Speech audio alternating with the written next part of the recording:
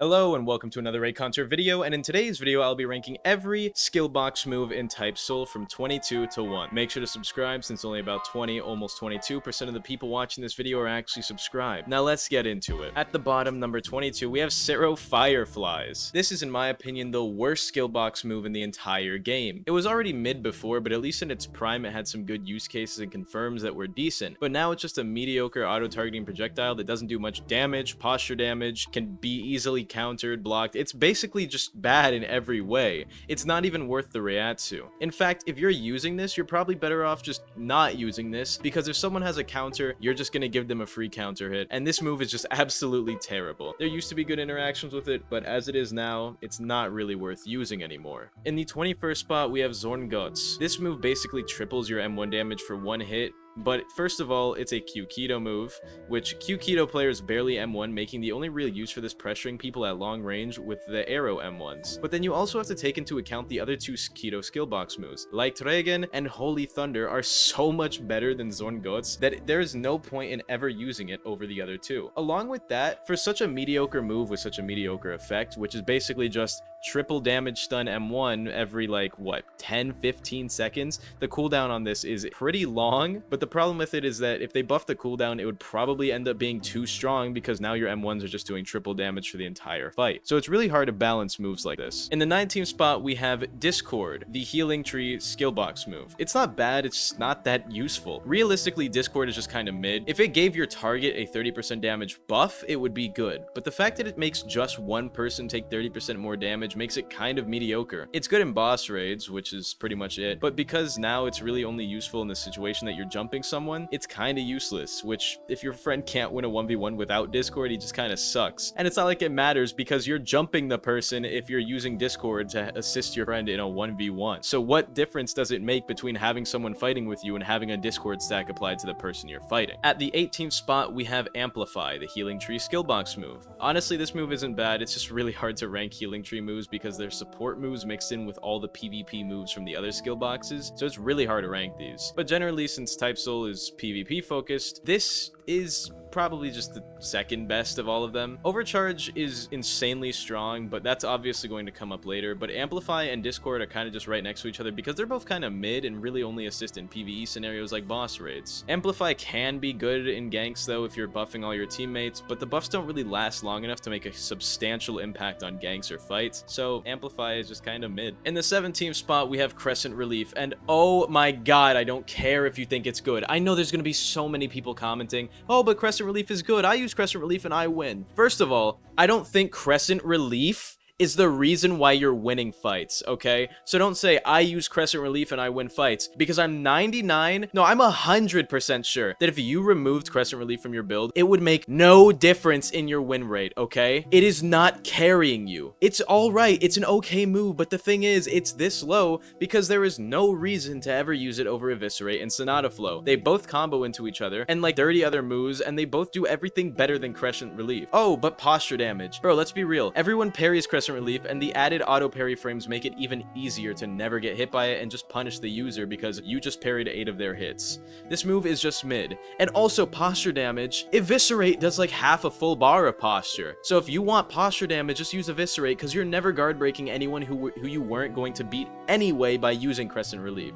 This move is good against terrible players, which means it's a not so good move. At number 16, we have Shinten Oraiho, the Soul Reaper Skillbox move. It's a keto move, obviously. This move is kinda in the same spot as Crescent Relief, where it's good, but the other two Skillbox moves for this set are strictly better. The windup on this move is decently long, being about 2 seconds, and in exchange for this long windup, you get like a 1.5 or 2 seconds of true stun, which is really good, but the main problem is you have to land this highly telegraphed beam first, which is much harder. And in comparison to the other moves, 2 seconds of true stun isn't anything. Goryuten Metsu disables moves for like 4 seconds, and then the other move, which I forgot the name of, but I'll read it in the script later and remember, is like 5 seconds of just straight standstill true stun. So this move just isn't that much better. In our 15th spot is Gehenna. I know some people are going to be mad at this, and I know it's got some useful text, but Gehenna really isn't that great of an approach tool, which is what most people use it for. You know, the big black like aerial attack is pretty easy to block. Shori is just strictly better because it actually has confirms, unlike Gehenna. Since Shori can confirm with basically any projectile due to the turnaround, around, so any good player using Shori will put it to better use than any good player using Gehenna, because Shori is just overall easier to use and more versatile overall. Also, the grounded variant of Gehenna just isn't very good. And I know some ranked players in the comments are going to be talking about all this stuff you can do with Gehenna, but you guys need to realize the average player isn't abusing hyper-specific tech with a mid move that flourishes in one environment and only one environment. Gehenna works in the ranked arena. It doesn't work anywhere else ever in any scenario. At number 14, we have Eviscerate. This move is good, but it kind of relies on other better moves for its actual combos like Sonata Flow. But the thing is, it's really only a great pressure tool. It does about half a full bar of posture, but it's not that great for combos.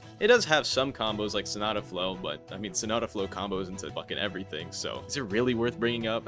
Eviscerate is still pretty good though, and sometimes it can mess up people's like timing, because the way this move works in movement, it actually accelerates. It's not a constant movement speed thing, so you have to get really used to parrying it in order to actually learn how to parry it properly. And at number 13, we have Flash Fang. This move is pretty good, but the reason why it lands itself over Eviscerate is because it is a crazy combo tool and it does guard break. Well, I mean, it guard breaks if you land all the hits, but generally you're either going to already have them in it or not, so it's not really useful of a guard break. But anyway, it combos into Sonata Flow. It combos out of Dropping Fang, Rising Swallow, Sonata Flow, Fast Fang, and basically any move with the name Fang in its name, and it's just really good. And it's just any move that puts people into the air, boom, you can combo with this. It's one of the best combo tools in the game, and this skill alone is one of the reasons why 40 speed 25 kendo was such a big meta build for so long, and is still popular even right now among Soul Reapers. At our number 12 spot, we have Stratus Strike. This move was easily the best skill box move in the game when it confirmed off of literally everything in the game, but as it is now, it's really only a good punish tool for people who spam Shadow Step. And even then, it's one of the most Reiatsu heavy moves in the game, so it's not even completely ideal for that, because you're giving away more Reiatsu than the damage you'll be doing most of the time with it. And any decent player is just gonna not get hit by it, or even punish you for it, which makes it even a negative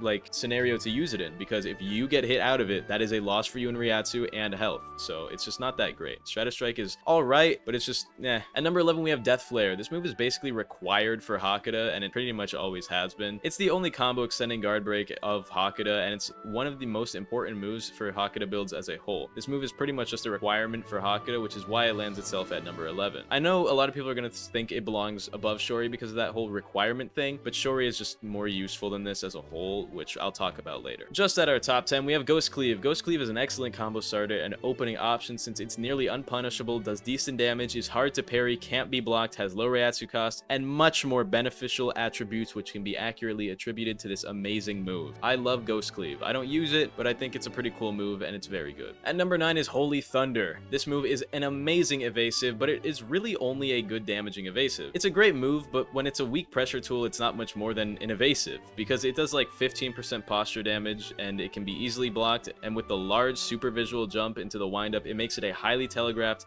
easy to block move. It's still decent for pressure just because it can't be punished and doesn't cost much Reiatsu, but it really shines an evasive that isn't punished like other evasives, through moves that, you know, counter evasives. At number 8, we have Shori. This is a Hakuda skill box move and it is extremely good. Shori confirms a combo starting from any projectile, including the Stark Wolf, which amazing move. I think that is actually the best move in the game, but that can be... This isn't a video on Resurrections. So anyway, Shori can be used at any distance to start a combo, which distancing is Hakuda's main weakness, which Shori just gets rid of because you can confirm a combo with any projectile into Shori at any range because it's a teleport, turns people around, confirm the projectile, they can't block your hit. Absolutely amazing confirm potential. It can be used aerially to combo extend and mix up against better players who won't be expecting it, and overall this move is better than Death Flare. Sure, Death Flare is usually considered required for Hakuda most of the time, but Shori really flourishes when used properly. Absolutely amazing move. At number 7 is Hollow Bite, and honestly, I kind of want to rank this lower, but it's so hard to rank this move. Hollow Bite is one of the best pressure tools in the entire game. You can't dodge it, you can only block or parry it, and failing to do so results in a guard break stun, which leaves you open for any combo under the sun, which is all of them, by the way. This move would have easily been top 3, but since the confirms for it are mostly nerfed, it lands in our number 7 spot. And even without most of the strongest confirms like the Buster Wolf or, you know, Stratus Strike, it's still really good, and there's still a ton of other ways to easily land it like Bala Gum or Sweep, which can pressure people hard enough to force a guard break anyway. Or get this, for all of you brain dead idiot keto players who didn't realize that the move punishes people who aren't blocking, you can force people to dodge with other things by trying to pressure them, and then they have to run away from you to get out. Oh my god, have you ever thought of actually comboing people or trying to pressure people with your moves? Probably not, because you're a brain dead keto user. Regardless, let's go on to our number 6 spot, which is Kuyo Shibari. This move is literally just a free combo because using it gives you a 4-second true stun that can't be countered, is hard to read because the animation is just small hand movements. This move is just really good for hybrid Keto Soul Reaper builds because it is just a free combo starter for anything that has combos. Keto doesn't really have combos, but anything else in the game does. So if you're using Keto with anything else, this move is a crazy combo starter, and I would always recommend it for hybrid Keto builds. At number 5, we have Overcharge, which is the best support move in the entire game. If you know what old Vastakar regen variant looked like, then you know what this looks like because it is absolutely insane. The health regen difference on this is crazy. It basically triples your effective health because of how fast the regen is, so unless you get one comboed, you can't die or lose a fight with the Overcharge buff on you. The only downside to this is that it makes you take slightly more damage to counteract some of the regen, otherwise you'll be out regenning everything, but that doesn't really matter when you're still going to be out regenning everything if you're not getting hit every, you know, half a second.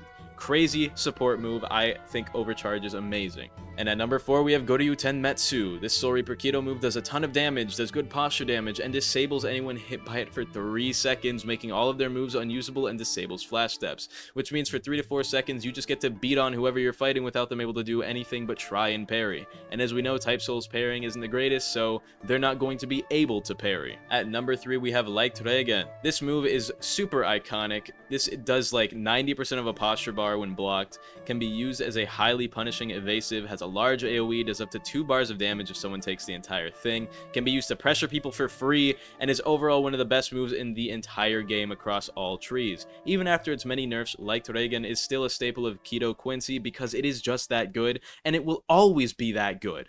In our number 2 spot, we have Black Claw. This move does not belong in the game, or any game actually. This, first of all, steals Reiatsu, which for a speed move is crazy, because speed, the biggest concern for a speed user is going to be Reiatsu.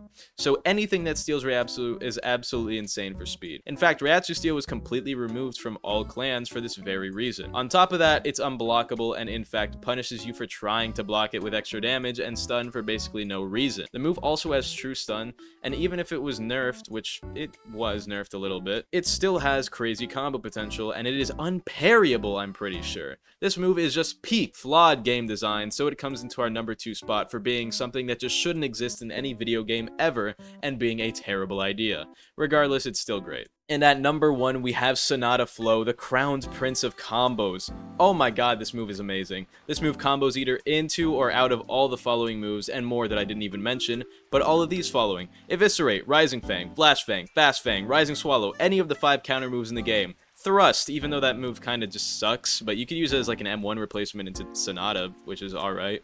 Black Claw, Flowing Petals, 3rd hit, or the 2nd hit if you move with them and don't go for the 3rd hit. And then it also works for mix-ups out of Flower Passage, and basically with everything else in the game. It has the most true and non-true combos in the entire game, and it does a good amount of damage, has complete iframe so it can't be punished, is unblockable, and is just overall one of the best moves in the entire game.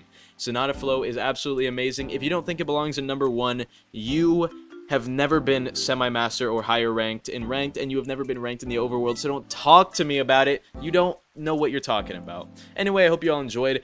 Make sure to subscribe. Big shout out to YouTube members Kenix, Jake, Rayant, Cyberboy21, and Drizzy Drake Fan. Your monthly song cover is in the works. Don't worry, guys. I love you all. Have a great day, and goodbye.